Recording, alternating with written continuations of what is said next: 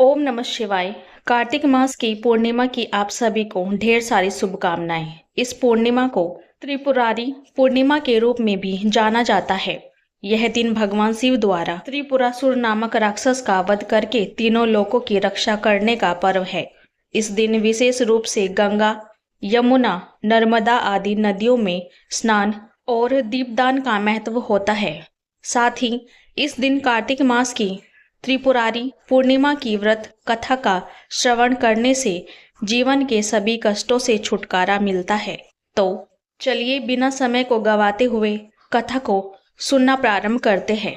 लेकिन इससे पहले आपसे निवेदन है कि इस कथा को आधा अधूरा सुनने की गलती मत करना, वरना पाप भी लगेगा। तो चलिए कथा को शुरू करते हैं। तारकासुर नाम का एक शक्तिशाली दैत्य था, जिसके 3 पुत्र थे, तारक्षक, कमलाक्षक और विद्युतमाली। जब भगवान शिव के पुत्र कार्तिकेय ने तारकासुर का वध किया तो उसके तीनों पुत्रों ने अपने पिता की मृत्यु का बदला लेने का संकल्प लिया। फिर उन्होंने घोर तपस्या की, जिससे प्रसन्न होकर ब्रह्मा जी उनके सामने प्रकट हुए। उन्हें वरदान मांगने को कहा। तब तीनों ने अमर होने का वरदान मांगा, परंतु ब्रह्मा जी जानते थे कि यदि उन्होंने यह वरदान दे दिया तो वे अपनी शक्तियों का दुरुपयोग कर सकते हैं। इसलिए उन्होंने अमृता का वरदान देने से मना कर दिया और उनसे कुछ और मांगने के लिए कहा। तब उन तीनों ने यह वर मांगा कि उनके लिए 3 नगर बसाए जाए और वे केवल तब मारे जा सके जब कोई उन्हें एक ही तीर से एक साथ समाप्त कर सके। तब ब्रह्मा जी ने तथास्तु कहा और उनका वरदान स्वीकार कर लिया। फिर वरदान प्राप्त करने के बाद तारकासुर के तीनों पुत्रों ने तीनों लोकों पर अपना अधिकार जमा लिया और देवताओं पर अत्याचार करने लगे, जिससे उनके अत्याचारों से हस्त होकर सभी देवता भगवान शिव के पास गए और उनसे सहायता की प्रार्थना की। तब भगवान शिव ने विश्वकर्मा जी से एक विशेष रथ बनवाया और उस पर सवार होकर उन तीनों का अंत करने के लिए निकले, जिससे इस युद्ध के दौरान जब तीनों असुर एक सीध में आए तब भगवान शिव ने एक ही तीर से तीनों का वध कर दिया। इसी कारण भगवान शिव को त्रिपुरारी कहा गया है। धार्मिक मान्यताओं के अनुसार देवताओं ने इस विजय और अत्याचारों से मुक्ति की खुशी में देव दिवाली महापर्व मनाना शुरू किया। इसलिए कार्तिक मास की पूर्णिमा को त्रिपुरारी पूर्णिमा भी कहा जाता है। बोलिए भगवान श्री लक्ष्मी नारायण जी की जय। अब दूसरी कथा का श्रवण करते हैं। द्वापर युग में एक दिन माता यशोदा ने श्री कृष्ण से कहा, हे कृष्ण, तुम संपूर्ण संसार के रचयिता, पालनकर्ता और संहारक भी हो। मुझे कोई ऐसा व्रत बताओ जिससे मृत्यु लोक में स्त्रियों को विधवा होने का भय ना रहे और सभी मनुष्य की मनोकामनाएं पूर्ण हो सके। तब श्री कृष्ण ने कहा, हे माता, तुमने अत्यंत सुंदर प्रश्न पूछा है। मैं आपको ऐसे व्रत के बारे में बताता हूँ जो स्त्रियों को सौभाग्य की प्राप्ति और भगवान शिव के प्रति भक्ति को बढ़ाने वाला है। इस व्रत को 32 पूर्णिमा व्रत कहा जाता है। इसे करने से स्त्रियों को सौभाग्य की प्राप्ति होती है। तब यशोदा जी ने कहा, हे कृष्ण, मृत्यु लोक में सबसे पहले किस व्रत को किसने किया था? कृपया विस्तार से बताएं। तब भगवान श्री कृष्ण ने कहा, इस भूमंडल पर कार्तिका नाम की एक नगरी थी जो अनेक रत्नों से परिपूर्ण थी। वहां चंद्रहास नाम का राजा राज्य करता था, जिससे उसी नगरी में देवशर्मा नाम का एक ब्राह्मण था, जिसकी पत्नी का नाम सुकंतला था। वे दोनों बड़े प्रेम से रहते थे और घर में धन धान्य की कोई कमी नहीं थी, परंतु उन्हें संतान न होने का बहुत दुख था। फिर एक बार उस नगरी में एक महान योगी आया, जिससे वह योगी सभी घरों से भिक्षा लेते थे, परंतु उन्होंने कभी देवशर्मा के घर से भिक्षा नहीं ली। तब एक दिन देवशर्मा ने कहा कि योगी उनके घर से भिक्षा न लेकर अन्य घर से लेकर गंगा किनारे जाकर प्रेम पूर्वक भोजन कर रहे थे। फिर एक दिन देवशर्मा ने योगी से पूछा, हे महात्मन, आप सभी घरों से भिक्षा लेते हैं, परंतु मेरे घर की भिक्षा नहीं लेते, इसका क्या कारण है? तब योगी ने कहा, जो व्यक्ति निसंतान होते हैं उनके घर की भिक्षा लेना अनुचित माना जाता है। जो पतितों का अन्न ग्रहण करता है वह स्वयं भी पतित हो जाता है, इसलिए मैं तुम्हारे घर की भिक्षा नहीं लेता। यह सुनकर देवशर्मा बहुत दुखी हो गया और योगी के चरणों में गिरकर विनती करने लगा, हे महाराज, यदि ऐसा है तो कृपया पुत्र प्राप्ति का मुझे उपाय बताइए। मेरे घर में धन धान्य की कोई कमी नहीं है, परंतु संतान न होने के कारण मैं अत्यंत दुखी हूँ। जिससे यह सुनकर योगी ने कहा, हे ब्राह्मण, तुम माता चंडी की आराधना करो। तब घर लौटकर देवशर्मा ने अपनी पत्नी से सारी बात बताई और स्वयं तपस्या करने के लिए वन में चले गए। और वन में देवशर्मा ने चंडी की उपासना।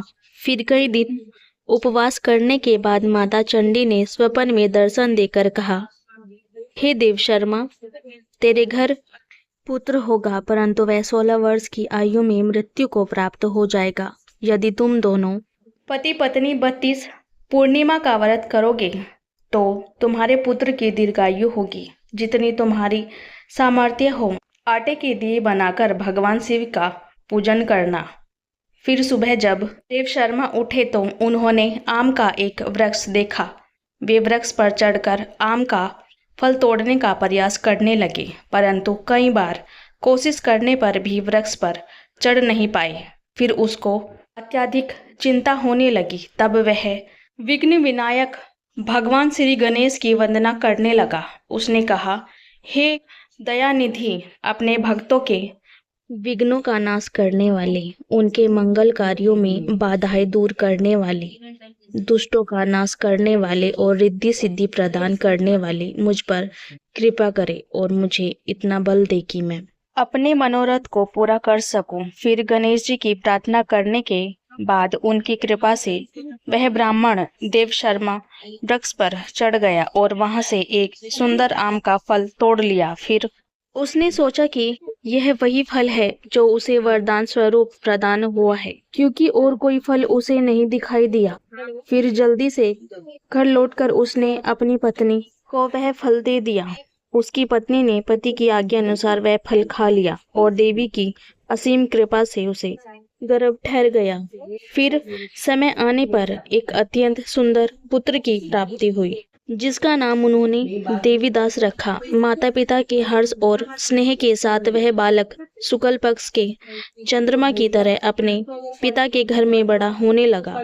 माता भवानी की कृपा से देवीदास सुंदर, सुशील और विद्या में निपुण हो गया। दुर्गा माँ की आज्ञा अनुसार उसकी माता ने 32 पूर्णिमा का व्रत रखना आरंभ कर दिया ताकि उसका पुत्र दीर्घायु हो जाए। फिर जब 1.25 वर्ष बीतने को आया तो देवीदास के माता पिता को चिंता हुई कि कहीं उनके पुत्र की इस वर्ष मृत्यु न हो जाए। इस भय से उन्होंने सोचा कि यदि उनके सामने यह दुर्घटना हुई तो वे इसे कैसे सहन कर पाएंगे। इसलिए उन्होंने अपने मन में निर्णय लिया कि देवीदास को 1 वर्ष के लिए काशी भेजना उचित होगा ताकि वहां वह विद्या अध्ययन कर सके। फिर उन्होंने अपने विचार से देवीदास के मामा को बुलाया और कहा, हमारी इच्छा है कि देवीदास 1 वर्ष तक काशी में जाकर पढ़ाई करे और उसे अकेला नहीं छोड़ना चाहिए, इसलिए आप उसके साथ चले और 1 वर्ष के पश्चात उसे वापस ले आए। इस प्रकार देवीदास के माता पिता ने सभी प्रबंध करे।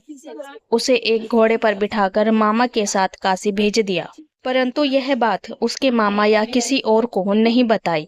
फिर देवशर्मा और उसकी पत्नी ने अपने पुत्र की मंगल कामना तथा दीर्घायु के लिए भगवती दुर्गा की आराधना और पूर्णिमा का व्रत करना प्रारंभ कर दिया। इस प्रकार देवीदास ने 32 पूर्णिमा के व्रत पूरे किए।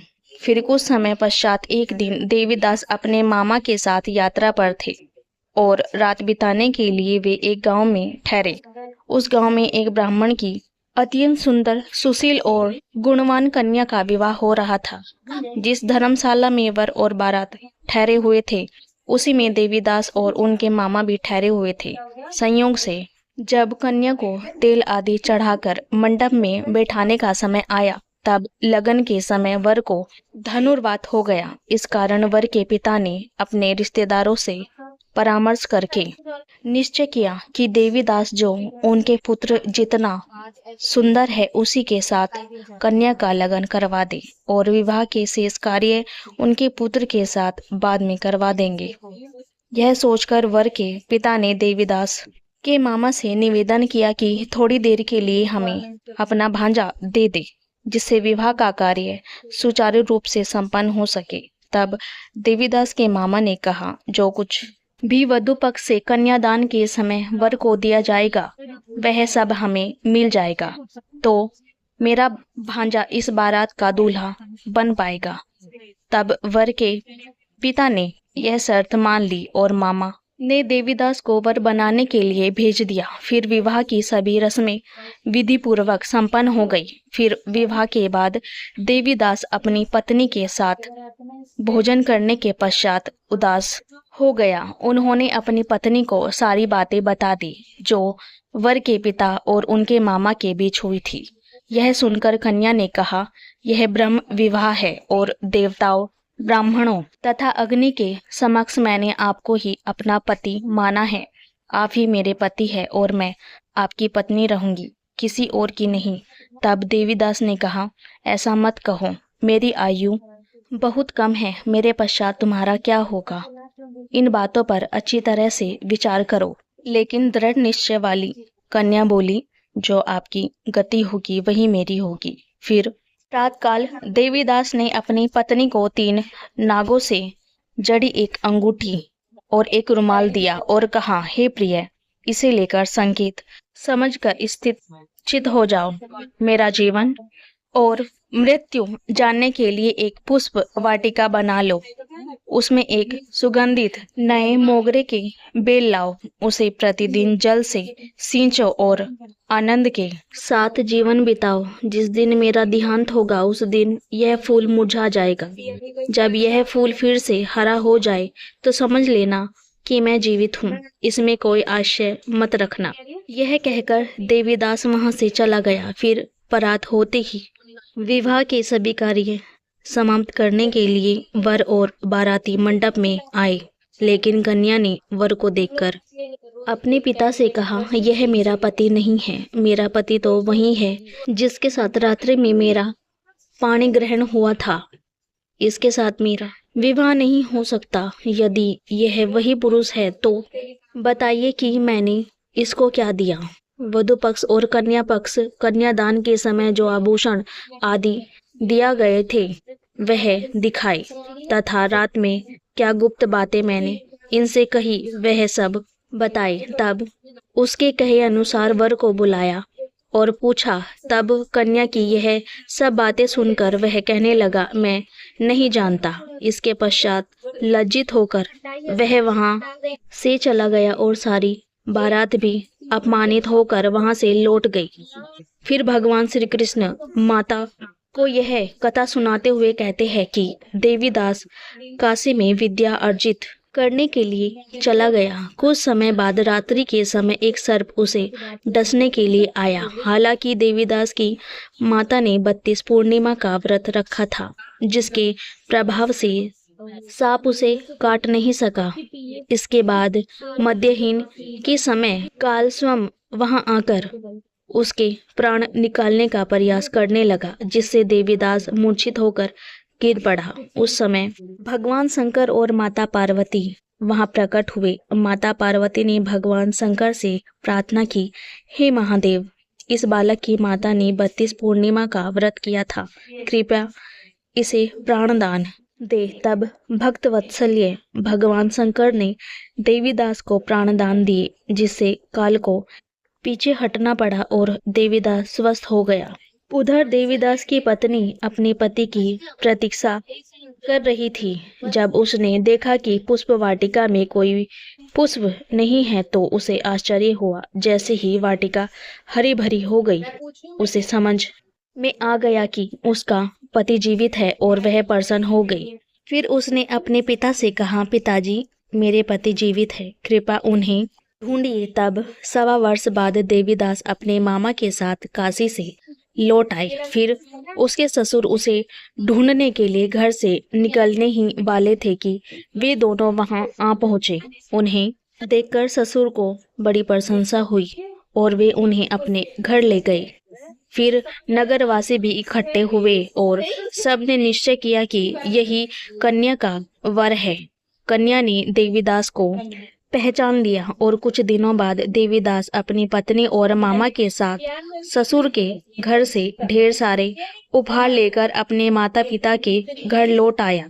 गांव के लोग उसके माता पिता को पहले ही सूचना देने चले गए थे कि देवीदास अपनी पत्नी और मामा के साथ आ रहा है। तब माता पिता को पहले विश्वास नहीं हुआ, लेकिन जब और लोगों ने भी यही बताया तो उन्हें आश्चर्य हुआ। फिर थोड़ी देर में देवीदास आकर माता पिता के चरणों में झुका और उसकी पत्नी ने सास ससुर के चरणों का स्पर्श किया। फिर माता पिता ने अपने पुत्र और पुत्र वधू को हृदय से लगा लिया और उनकी आंखों में प्रेम के आंसू बहने लगे। देव शर्मा ने पुत्र और पुत्र वधू के आने की खुशी में एक बड़ा उत्सव किया और ब्राह्मणों को दान दक्षिणा देकर प्रसन्न किया। फिर भगवान कृष्ण ने कहा कि 32 पूर्णिमा का व्रत करने से स्त्रियां जन्म जन्मांतर में हृदय के दुख से मुक्त रहती है और सौभाग्यशाली होती है। व्रत करने वाला चाहे स्त्री हो या पुरुष भगवान शंकर की कृपा से सभी प्रकार के सुख भोगते हैं और अंत में शिवलोक को प्राप्त होते हैं। आशा है कि आपको यह कथा पसंद आई होगी और यदि आप इस चैनल में नए हैं तो चैनल को सब्सक्राइब जरूर करें। जय श्री कृष्णा। राधे राधे।